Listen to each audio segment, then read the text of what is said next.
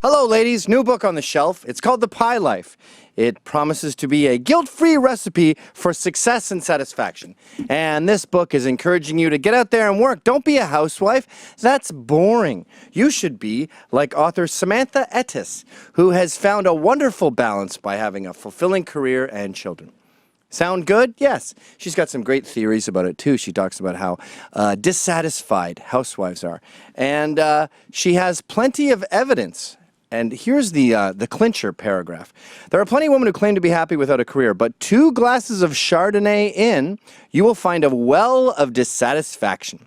Where you see a woman who is not in an independent pursuit of her own life goals, you'll likely find an anxious child, an over-perfected home, a marriage out of balance, and a school administrator who wishes this woman would get a job. God, that makes me real mad. For a number of reasons. First of all, 2 glasses of Chardonnay in. I'm a married man. My wife is a housewife. And a lot of my single friends will go, "You guys sound so negative about marriage. I don't want to get married."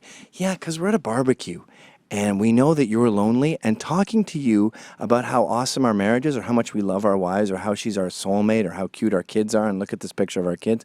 We know that's boring. We know you don't care about that, so we bitch. Take my wife, please. It's much more interesting. That's why 2 glasses of Chardonnay and these women are complaining to you about their lives. And also, Samantha, you're rich. You grew up rich. You married a super-duper rich guy.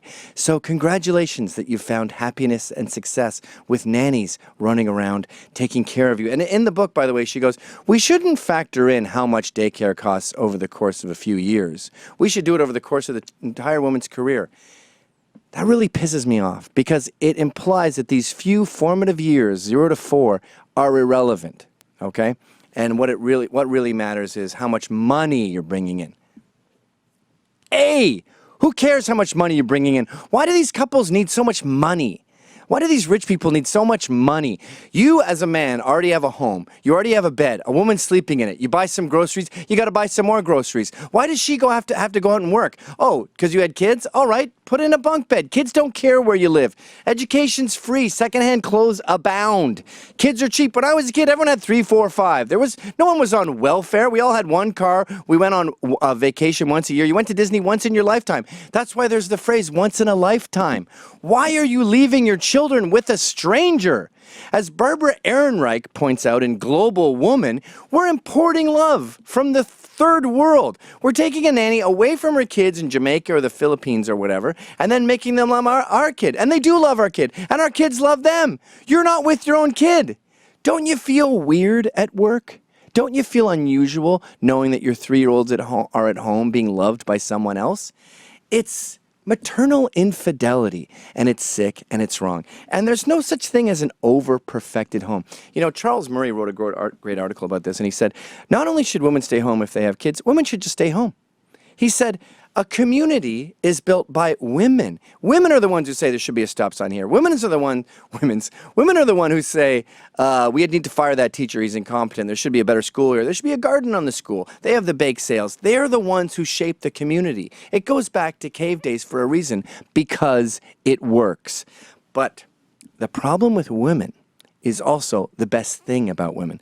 You see, women are perpetual optimists. They can always see the glass as half full, and that's why they're better mothers. Because where we go, that's crap, what are you doing? Don't fight your brother. They go, oh, I get it, you're mad at your brother. Okay, let's work this out. Oh, that's a good thing you made. I love you, everything is cool, everything's happy. We're happy, fun time. That's why they're better with the kids and the dads, because they don't have a short fuse like we do. But this perpetual optimism also makes them go, I like being single. It's awesome. Hey, you know what? At your wedding, don't have flowers that we throw to bridesmaids. Let's have puppies. I'm a dog mommy. I love being a mommy. I love being a sexless old virgin. This is the life. Yeah. Even single moms rock. Yeah, I talked about that in another video. They're always perpetually optimistic, and you go, look, I know you're lying. And the spooky part about it, too, is after they find this life that sucks, this spinster life, they try to enforce it on other women and try to get them not to have kids. That's the part that disturbs me. And it reminds me of the warbler. A warbler will attack the eggs of other warblers to make these birds seem less appealing to a male.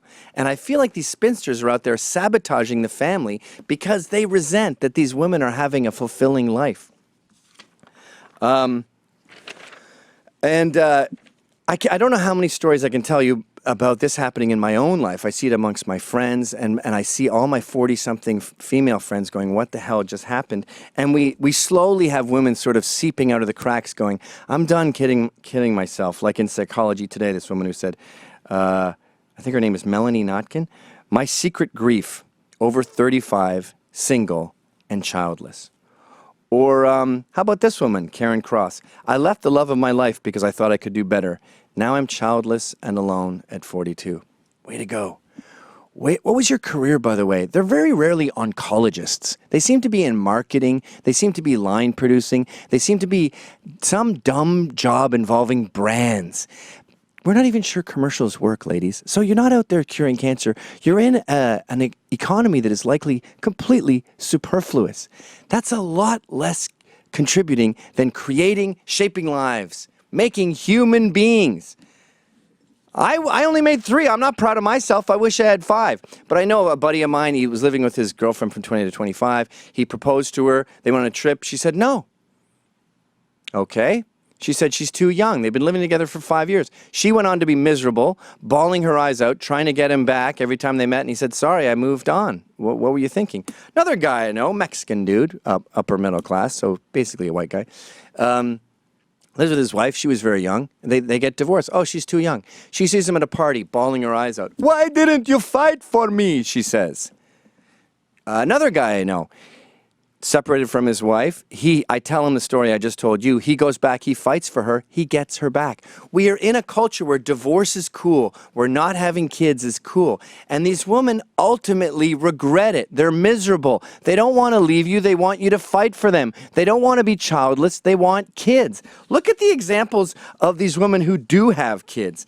Like they always talk about Sarah Silverman. She's totally rocking. I read an article where she said she didn't have kids because she's too depressed. Well, Oprah Winfrey, she doesn't want kids. Yeah, she's a fucking lesbian. Or check out this article. 5 New Yorkers who don't have kids. They totally rock. Like Gabrielle Moss. She's 32. Yeah, her parents are divorced and she doesn't talk to her mother. That's why she doesn't have kids, because she's traumatized. You see, a big culprit here is a lot of my peers are the children of divorce, and they go, look, I remember what happened with my family. I don't want to do that. So, baby boomers, you're a big part of this issue. You shattered the family with your self-indulgence, and yes, a big part of that is men. Also, by the way, big part of this is pussy men who are too scared to propose. Alison Turkos is another one in the New York article. She also appears like Oprah to be gay, but she's telling us not to have kids. And she's an abortion counselor. She'd like to tell you how to kill your kids. Thank you, Warbler. We also have Jasmine, who's 23. She's here to tell us why she's not having kids. You're 23. No one cares what any 23-year-olds say about anything. Michelle Philgate is 31. She's an essayist, a critic, and a freelance writer. That's what I was talking about earlier with these jobs. She wrote an article at a salon about why pop culture is so mean on women who don't have kids. And there's a lot of cool movies that you should take a look at where you can be a rockin' fictional character who's happy without kids. By the way, you're an essayist. You wrote for Slate. They pay like 10 cents a word. Your article's 1,400 words. You made $140. $140. So you're not paying the bills. You're not paying the rent with this stupid fake career. And ladies, no offense, but a lot of the time in the workforce, you come up with ideas and you suggest things when we're at a meeting, and we know that we're not allowed to criticize you, so we go, grin and bear your ideas through meetings. There's very few cases where we have a Barbara Corcoran where you go, holy shit, she really should be in the workforce. And don't tell me I don't want women in the workforce, or I want to make it illegal and I want to take away women's choice. I'm not advocating Sharia law. I'm saying you, deep down, would rather be at home. And I've gotten a lot of trouble for saying this, and it resonates strongly amongst the populace because it's a fact. I'd like to end this rant with Kim Cattrall. She is often cited as a great example of a childless and happy woman because she played a fictional character who was exactly that.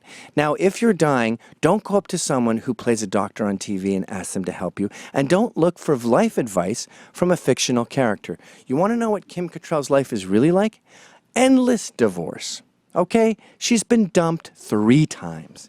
And my favorite is this video she did with her husband at the time, Mark Levinson. Now, she wrote a book with him on how to have orgasms. And guess what happened? He had nothing to tie the relationship together. There was no kids there. Seemed easy to dump her. They were a fresh, cool couple. So he let her go. And here she is doing beat poetry with him as he plays a stand-up bass and singing the words, "He winked at all the she-dogs." Well, he bit all the he-dogs and winked at all the she-dogs. The town never knew such a hullabaloo as that little dog raised till the end of that day.